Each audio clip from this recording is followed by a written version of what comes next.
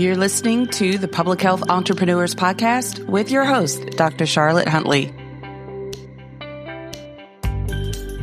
As I coach entrepreneurs and continue my own journey, fears show up constantly. They don't go away. We just get better at recognizing and addressing them. That's what I want to help you with today.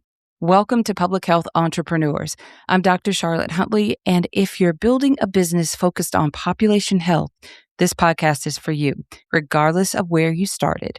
The entrepreneurs I work with come from environmental science, technology, pharmacy, research, law, and beyond.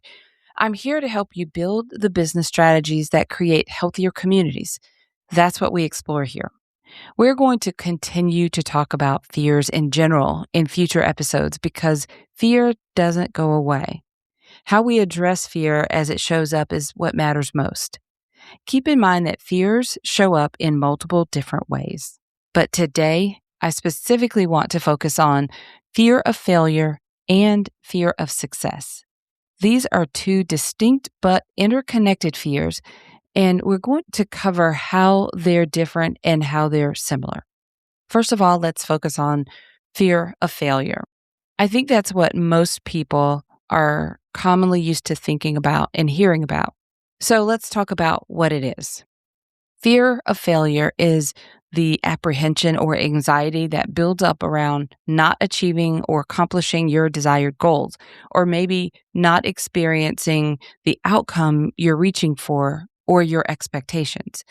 It could stem from personal feelings of being inadequate, fear of financial loss, social judgment that could come along with anticipated failure, consequences of unsuccessful ventures, past attempts that didn't work out, so you fear failing if you try again. All of these fears are real. I'm defining them so that we can unpack them together. Fear of failure can be almost paralyzing for entrepreneurs, and it shows up in several ways. Let's talk about just a few of them. It prevents action and risk-taking. Starting a new venture is a risk. If you have a fear of failure that's strong enough, it can stop you from taking action altogether. It can hinder decision-making. It's hard to make decisions because you're afraid of making the wrong choice or going in the wrong direction. It interferes with pursuing your dreams. It can lead to procrastination. This is one way it really shows up for me. I can do that later. That's fear of failure talking. But I recognize it in procrastination quite often for myself. We'll come back to that recognition piece a little bit later. It can show up in ways where it creates self-doubt. You start to doubt your abilities to do anything you're contemplating or planning. And it also causes challenge of avoidance. Fear prevents you from addressing challenges, ultimately hinders the growth of your business or innovation. Now, entrepreneurs may hesitate to launch a new product. That hesitation is fear of failure. They may hold back from entering a new market despite having the inspiration, or avoid seeking funding sources, afraid of criticism or rejection. May stall on making decisions and taking action. And also, they may experience setbacks that stall the business altogether. After a year of significant challenges in public health, many entrepreneurs are dealing with heightened fear of failure. What if I try and it doesn't work? This is completely understandable, and it's even more important to recognize and address it. Now, let's talk a little bit about the fear of success. This one might surprise you. Fear of success is anxiety that builds up around achieving your goals, not failing at them, but succeeding at them. It's one thing to dream about this business or revenue goal you have, or getting started and having all these clients. But when it starts to happen, when it looks like it's really happening, there's a real fear of success that shows up. It involves concerns around the potential consequences of success, the responsibilities that come with it, the changes that it will bring. And this could be personal and professional changes, higher expectations, increased visibility, and perceived loss of freedom. If your business is really successful with a big team, you worry you'll lose freedom, which isn't true, but it is a fear. Now, in terms of, the impact that it can have on entrepreneurs, this fear of success manifests in a few different ways. One is self-sabotaging behaviors. This is a real and common issue here. Your coach sees it first. My coach sees it in me. I see it in my clients. Those are the people that can recognize it first. Also, it can manifest in imposter syndrome and also reluctancy to fully commit to ambitious goals. For example, you want your business to reach 100,000 in revenue, which is a big milestone. But there's real fear. What happens if this business hits that mark? Because then you validate a lot of things and you start leveling up beyond that. So once the $100,000 revenue mark is a huge goal when you're just starting your business. And once you reach that goal, you're not playing around. You validated what really works. And it's a significant point of leveling up. And that can generate a lot of fear of success. Or maybe it's the $1 million mark and you're getting closer. Self-sabotaging can show up and have you shying away from big actions that you need to take. Now, the fear of success also manifests in unconsciously undermining your own success, downplaying achievements, and avoiding opportunities out of fear of the unknown, or avoiding perceived burdens of success. Also, it can show up through struggling with feelings as you get closer to goals. So, fear of additional responsibilities or fear of scrutiny and pressure from achieving success.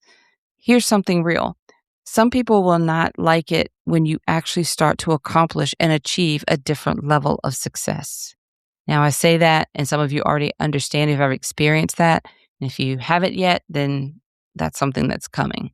People who were excited about you getting started will feel differently when you start leveling up. And that is a reality.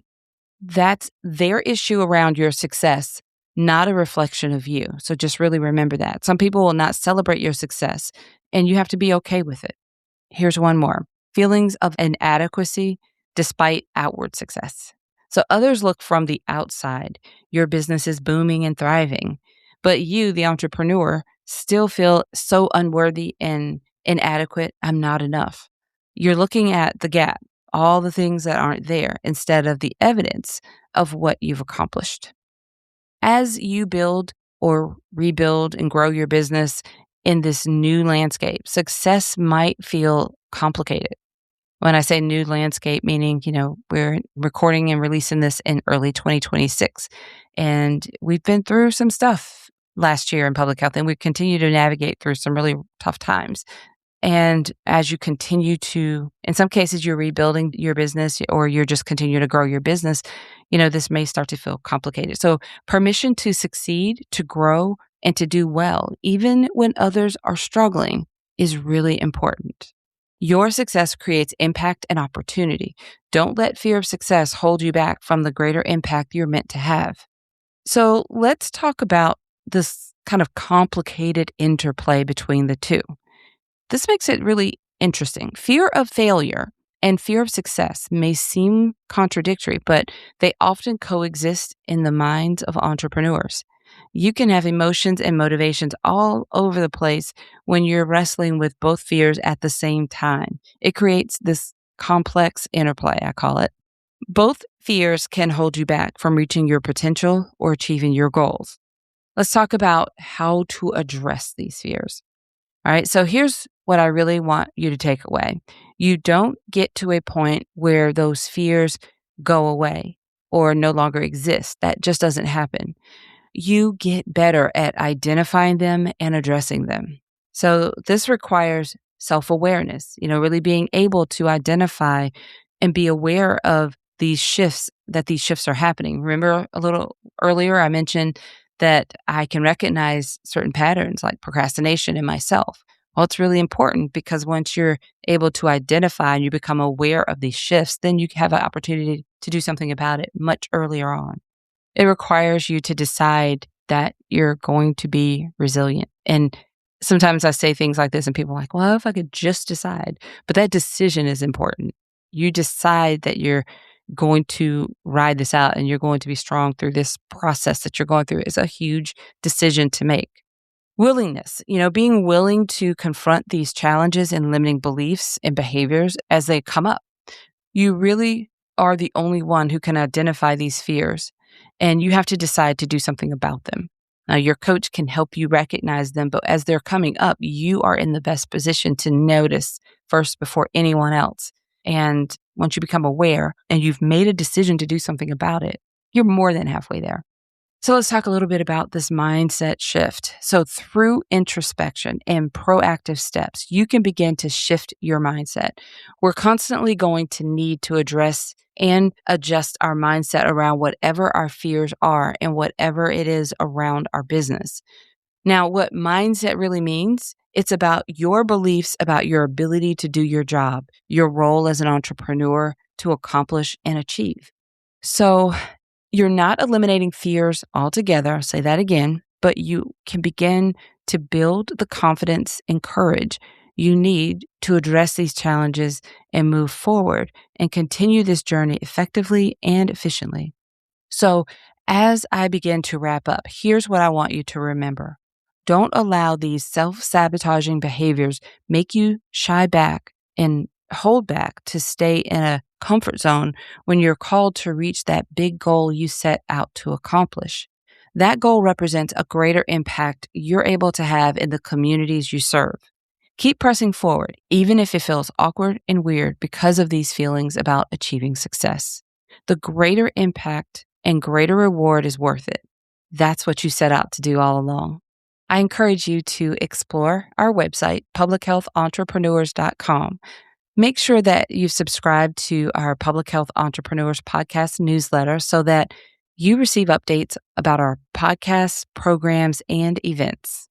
All right, everyone. Until next time, have a fantastic rest of your day.